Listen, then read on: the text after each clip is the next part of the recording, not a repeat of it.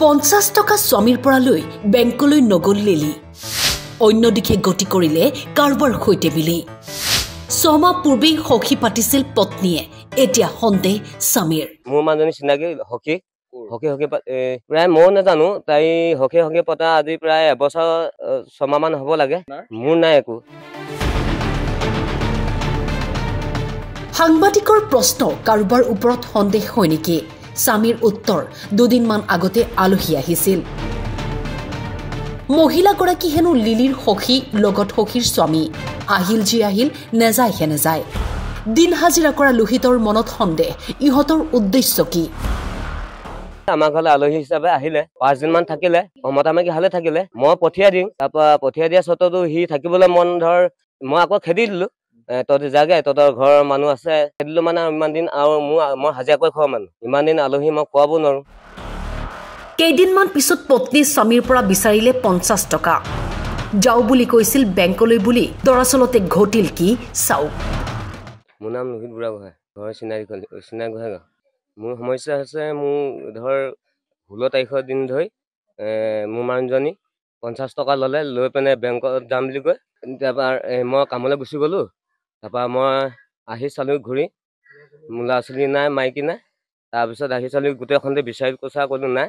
এতিয়া মুঠতে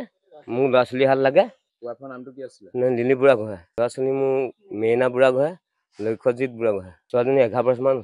ল'ৰাটো 9 বছৰমান আছে ছোৱালীজনী হাইপথ ল'ৰাটো তৃতীয় বেংকলৈ যাম বুলি মোৰ পৰা 50 টকা ল'লে তাৰপৰা মই হাজিৰা কৰা মানুহ মই কামলৈ গুচি গলো তাৰপৰা আহি চালো ঘৰত কোনো মানুহ নাই তাৰপৰা মই ওচৰ চালো নেদেখিলো তাৰপৰা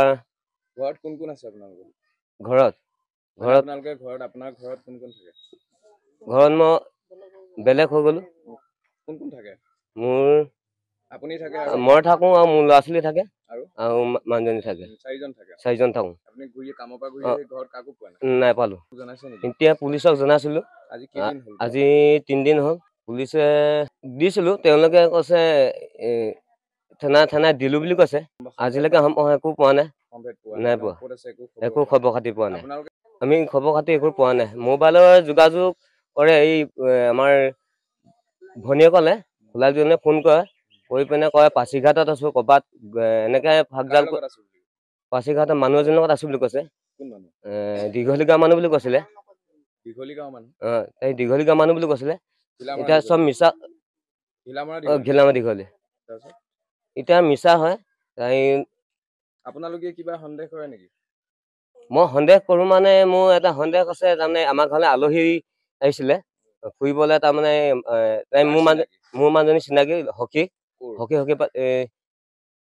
ঢকুৱাখানা চেনিমাৰি কিমান দিন আগতে আজি প্ৰায় মই নাজানো তাই হকি পতা আজি প্ৰায় এবছৰ 6 মাহ মান হ'ব লাগে হকি পাতিছিলে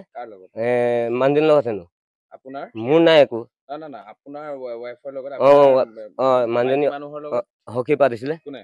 মোৰ মানুহজনী কাৰ লগত সেই মানুহজনীৰ লগত চুনাচৰী মানুহজনীৰ লগত যাৰ লগত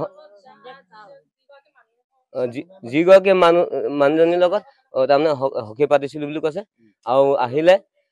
ফোন কৰি মাতিলে আমাৰ ঘৰলৈ আলহী হিচাপে আহিলে 5 দিন মান থাকিলে তাৰপৰা মই মতামাকি হালে থাকিলে মই পঠিয়া দিম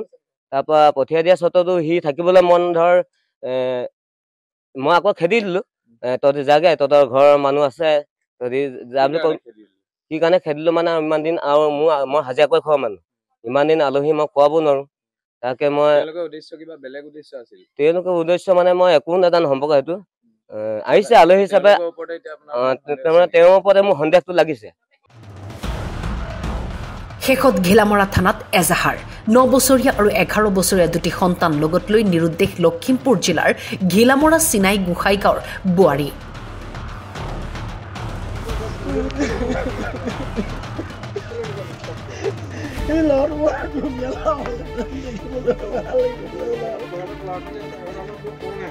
বাবা মালান ধৰে জীবনেৰ লস হলে অবস্থা